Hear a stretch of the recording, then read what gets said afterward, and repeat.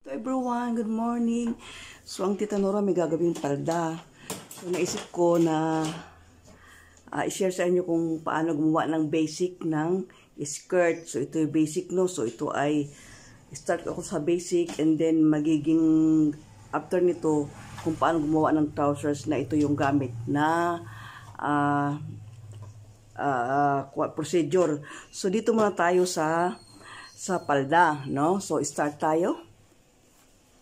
Kailangan natin ng tape measure, ito, tapos gunting, gunting ruler, and then pentel pen, lapis. So yan yung ating gagamitin. So, ang una natin gagawin ay kukuha tayo ng kailangan pating paper tayo, no? So, kukunin natin, gawa tayo ng square or rectangle. So, ang width nito ay, ayan o, 1/2 ng hips plus 3 inches. So, kung ang hips mo ay, ito ay 34, so 17 plus 3 equals 20. 20 yan. Ang length naman niya ay knee length. No? Kung ano yung, tuhod mo. Dahil kaya bakit tuhod? Dahil ito ay gagawin nating pantalon mamaya sa pambabae. So, ayan. So, ang length ay knee length. Ang width ay 1/2 of hips plus 3. So, after nyan, ito, hatiin natin yan. No? Katapos, ito yung mula dito hanggang dito sa, ito ay 6 inches. Mula dyan hanggang dito, 6 inches. Ito yung yoke line. Mula naman dito hanggang dito sa pangalawang guhit, pangatlo, ito yung hip line. So, the fullest part ng abdomen natin, yun yung hip line. Kung halimbawa, mula doon sa waistline hanggang 7, yan yung pinaka-fullest part ng ating puwet. So, hanggang doon tayo 7. Ito naman, ito yung yoke size, no? So, 8 3/4 ang 34 ang hips. So, yan siya. So, pag nag-uwitan na natin yan, ito ay back, ito hinati ko lang. So, hatiin natin ito uli. Hatiin uli natin yan. So, kapag malaki o mataba, malaki yung big size yung gagawin mo, itong 8 3/4, every 2 sizes, magdadagdag ka ng 1/4. So, kapag halimbawa mas malaki, yun, maggawa ka ng 1/4, magiging 9 siya or 9 1/4. So, ayan. So, hatiin na natin, no? So, guhitan natin. Ayan.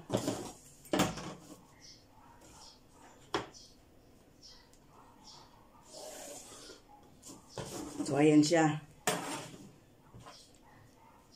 So, idiretso natin ang dito. So, ito yung So, gugupitin natin yan.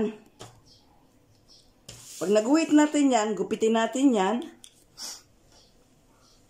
Ito. Hanggang dito lang siya. At mula doon, hanggang dito, magtitira lang konti para hindi siya So, mula dyan, ayan. Hanggang dito lang konti. Hanggang dito sa hip line. Gugupitin natin yan. So, pag ganyan, diba? Bahala kayo sa aking drawing na yan. So, ibig sabihin, gugupitin mo yan. Gugupitin mo hanggang dito.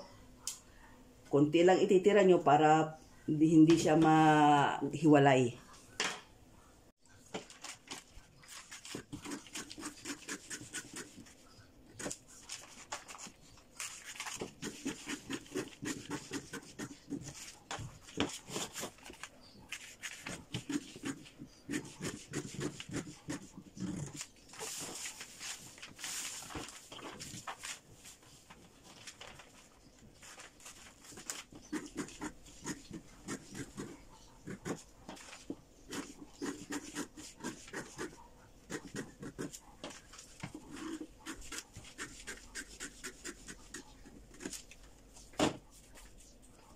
Ang formula ay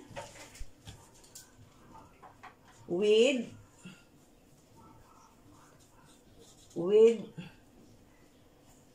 divided by 10. So kung ano yung with nito, i-divide mo sa 10. So equals 2. Yung 2, i-divide mo sa 3. Para makuha mo yung pagitan nito. Yun yung pagitan. Ibubuka natin yan.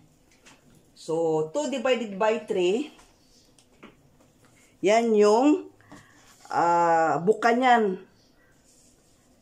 Kasi igaganyan natin siya. Igaganyan natin. Yan. So, yun yung formula. Itong space dito tayo sa nilent ha, dito tayo mag-space niyan. Yan.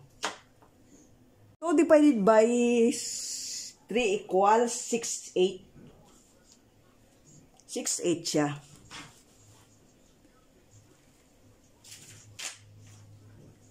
So, ito, kukuha tayo ng papel. Ayan. And then, saka natin idikit siya. So, ito, naka-steady lang siya. Ito naka-steady lang itong front. No, naka-steady lang yung front. So, ayan siya. Didikit na natin yan. And then, ayan. So, ito, dapat 6/8. So, ayan, 6/8. Ganyan ang distance niya dyan. 6/8. Ayan. And didikitan na natin yan, pati yung dun sa taas. So, ayan, 6/8. Lagyan natin ang tanda. Ayan. So, didikitan natin.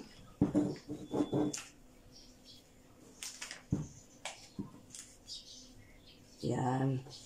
So, yan yung distance nila. So, yan yung kanyang formula. Ang width nito, divided by 10 equals 2.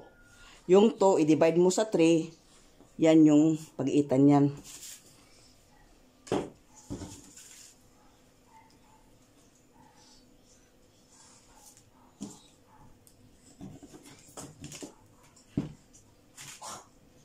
Yan. Tapos ito ganun din.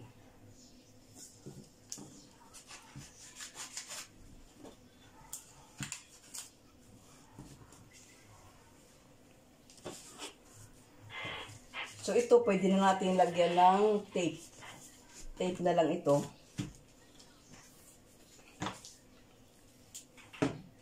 Ayan, ang waistline niya ay 28. So, 28. So, 14 yun. So, 1, 2, 3, 4, and 1/4 ang ating i-deduct dito sa waistline para makuha natin yung waistline niya. So, dito, sa gitna, mag-ano tayo ng 1 inch. 1 inch dyan, 1 inch din dito sa back. And then, kurtihan natin. So, ang pagkurte, hanggang dito siya. So, ayan. Dito sa hip line. Yan, mula dyan. Kurtihan mo doon sa hip line. Ganon din doon sa kabila, sa front. So, pag ganyan.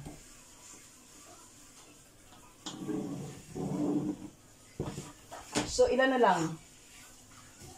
So, may 3/4 na lang. So, dito sa ano, so may 3/4 na dito.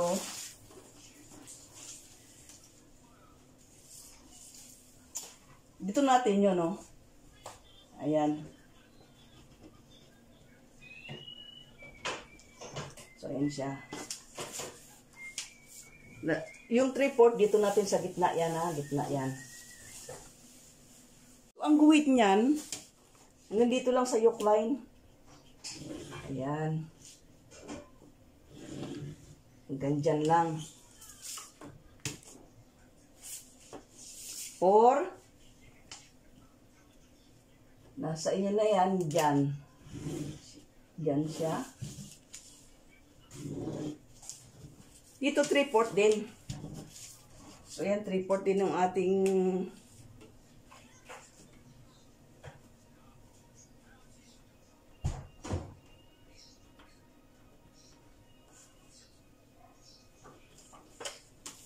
so, abot mo dito sa yoke line, ang back.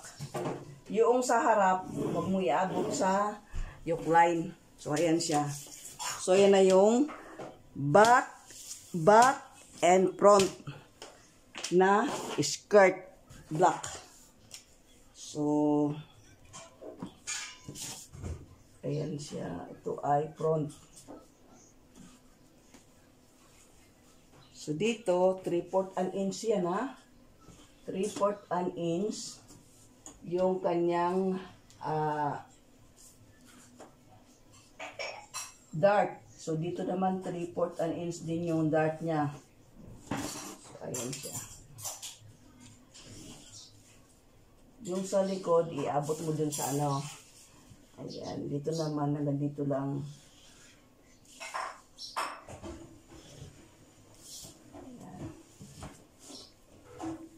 Ito ilang inches? 1, 2, 3, 4, 5 inches lang itong ating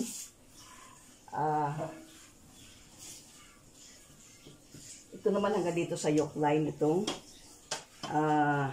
isang dart sa likod. Ito naman sa hip sa ano niya, sa side niya, side seam niya hanggang doon sa hip line. Ayan siya.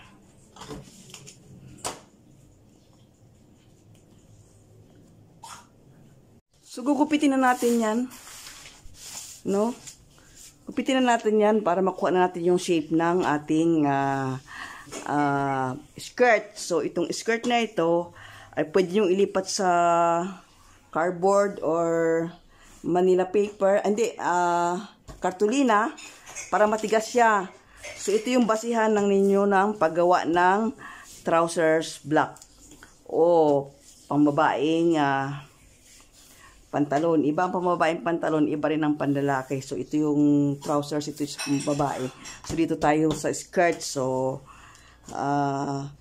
sa susunod na video, atin na siyang gugupitin tapos ipa-plait na natin. So,